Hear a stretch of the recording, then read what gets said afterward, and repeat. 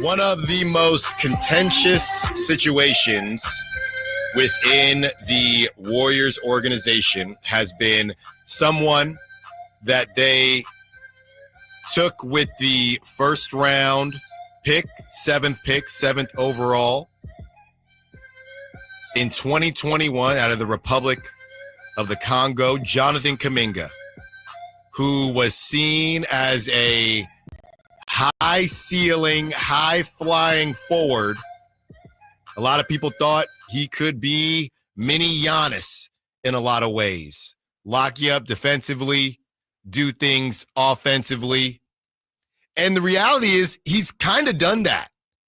Now, the Warriors have been in a situation where they've stunk, then they've been good. They were good for a long time, then they stunk for a half second because of injuries. They've gotten a bit lucky when it comes to the lottery as far as their opportunities. But what happens when you draft projects a la the Niners and Trey Lance, but you don't have time to let them work it all out? Now, Moses Moody, who was a lower ceiling player than Jonathan Kuminga, also went in that draft. Moses Moody has signed an extension with the Warriors, and he's a starter right now. Moses Moody, again, coming out of the SEC, was not viewed the same way as Jonathan Kuminga. Lower ceiling kind of is who he is already. On a team with stars like Jimmy Butler and Steph Curry, that's what you need. Jonathan Kuminga has that high ceiling. He's trying to get in his bag. He's trying to score the basketball. He's trying to be a dude. And at times, even this season, the Warriors have needed that. But Jonathan Kuminga has dealt with injuries going into this offseason. They cannot agree on an extension. They go get Jimmy Butler. Jonathan Kuminga gets injured, so they haven't had time to work together. And he is staring restricted free agency in the face, where it looks like the Warriors might be okay with letting him go to the great beyond. Now, all over the text line, the call line, the Sac chat, Sacramento Kings fans are salivating for the chance to get a wing who stands at 6'8", 210 pounds, might be even more than that now, can jump out the gym, can get downhill on you. That's something the Kings haven't seen in a long time. But he's not a perfect player. And I wonder now, when you don that blue and gold and now you're okay with heading over to Sacramento, will the Kings be in a position where maybe they overpay him a little bit? Somebody might do it. Could it be the Sacramento Kings? Should the Kings be interested in Jonathan Kuminga? The answer is unequivocally yes. But I would caution the Kings, and I would caution Kings fans as somebody that has watched Jonathan Kuminga, and I'm actually higher on Jonathan Kuminga than a lot of others. His defense, he is a pretty darn good defender. Not perfect, but a pretty darn good defender. I would caution Kings fans that he is not a perfect player. What has happened, I was reading an article from Tim Kawakami. Jonathan Kuminga, that relationship is completely fractured. He comes in the building. This is going into the playoffs, mind you. He's in the building. He's out of the building. Doesn't spend a lot of time with the team. He, a couple years ago, had that report. Again, him and Steve Kerr have been at odds for a long time now. Steve Kerr wants him to play a certain way. Jonathan Kuminga wants to play a different way. But then when they need scoring, they kind of ask for Jonathan Kuminga. They kind of treat him like that person, whether it's a guy or a gal, that I don't want to date you, but when it's convenient, I'll hit you up.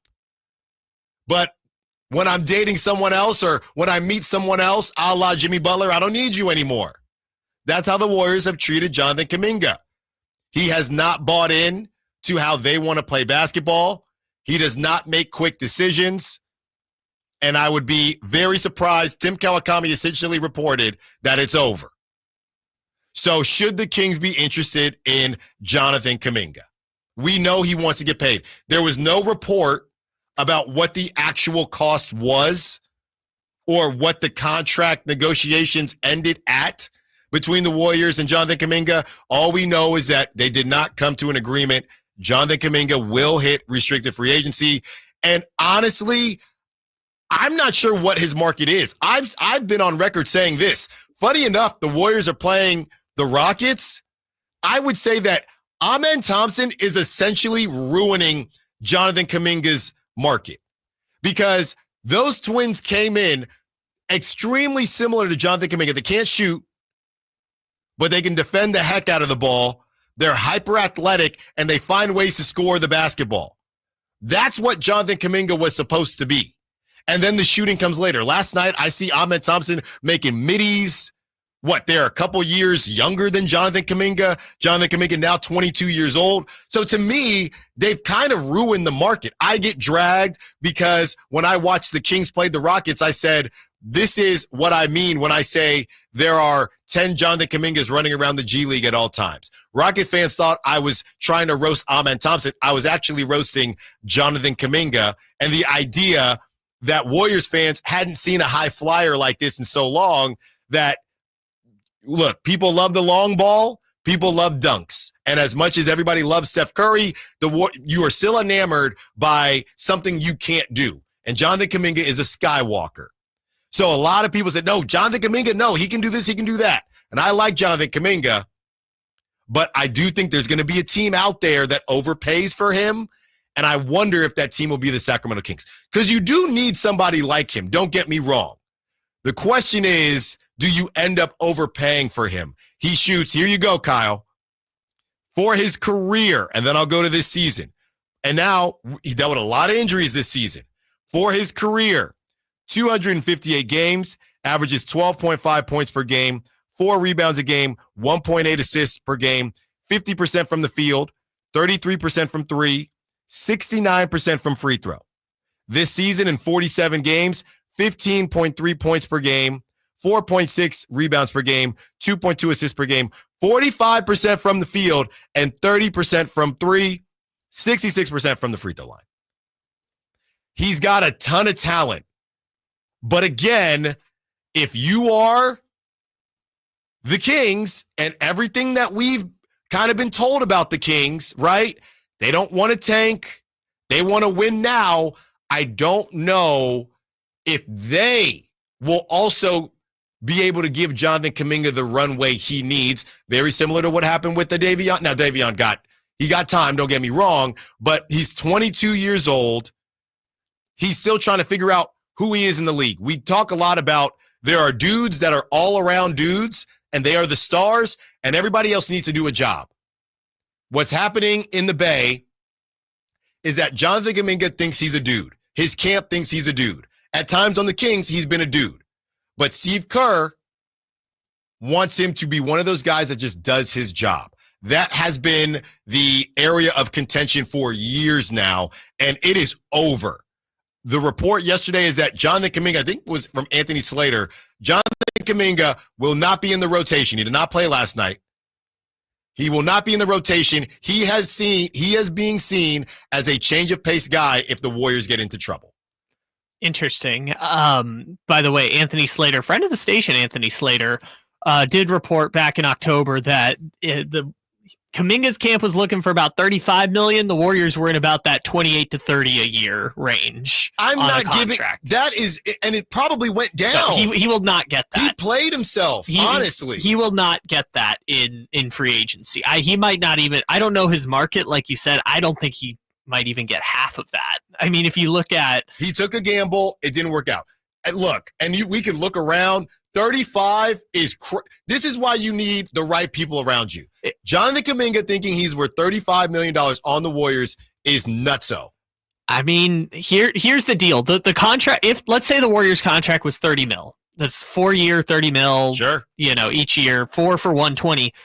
That's what Jalen Johnson just got for the Hawks. That's what Trey Murphy got for the Pelicans. Yeah, but look at where those teams are and look at where the Warriors are. That's the issue. I think when they made that offer, though, they they were the 10 seed. They didn't have Jimmy Butler yet. They were kind of floundering and didn't have much of a choice in the same way they had no choice but to cash out Jordan Poole. And by the way, I don't think the Kings are in that position either.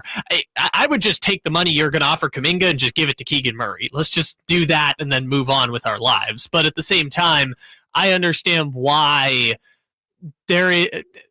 it's easier to get that player that you know has had runway in the league and pay them a little bit more versus taking the uncertainty of the lottery draft pick, right?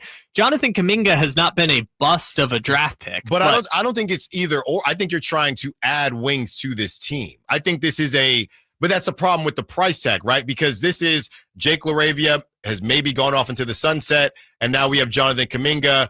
Do they start? I don't know. We don't need to get into all that now. Here's the issue. Before the season, Moses Moody signs a 3-year deal for $37.5 million. Moses Moody is going to make $11.5 million next season, $12.5 the season after that, and $13.4 the season after that. And he starts for the Golden State Warriors. He starts. Jonathan Kuminga asking for 30 whatever million, and he's out of the rotation. So it's over. We can move forward now. Yeah. What they're willing to go for, right? Did he trick off? It's not a Dennis Schroeder type of fumble, but is he willing to go for 20 million? Am I okay with the Kings going after Jonathan Kuminga for 20 million a year, 4 years, 100 million? Those are the types of numbers that I'm torn on, because don't get me wrong, the kid is talented, but if you're trying to make that playoff run now, I'm just finding a way to convince the Nets, who now all of a sudden maybe want to hold on to Cam Johnson. I'm just finding, if that, based on what we believe Vivek and the ownership group want out of this, I don't see how a 22-year-old project fits in to that equation. That's really what it is. It's not about Jonathan Kuminga. It's about, all they've told us is that they want to compete now. I don't know if Jonathan Kuminga is there yet, and if you pay him a certain amount, and then he's the fourth option, now you're overpaying him. If he is a second option, you're probably not that good. So that's my issue. It's the Jonathan Kuminga, the Kuminga conundrum. That's exactly what it is for me. If you pay him a certain amount, that's cool, but you're probably not going to compete, and you're telling us that you want to compete. If you want to go into the Jonathan Kuminga thing and kind of mini tank and let him grow, and then by the time he's 25, 26, you've taken a flyer, sure. But that's not what they've kind of showed us that they want to do. So that is what I'm dubbing the Kuminga conundrum. And whether or not you are interested in him, 916-339-1140, we can continue to have that conversation. Vincent Goodwill joined the Drive Guys late last week and gave them some great perspective on whether or not the Kings should blow it up. Let's hear what he had to say on the other side. Allen Stiles, Sactown Sports. Breaking the Sacramento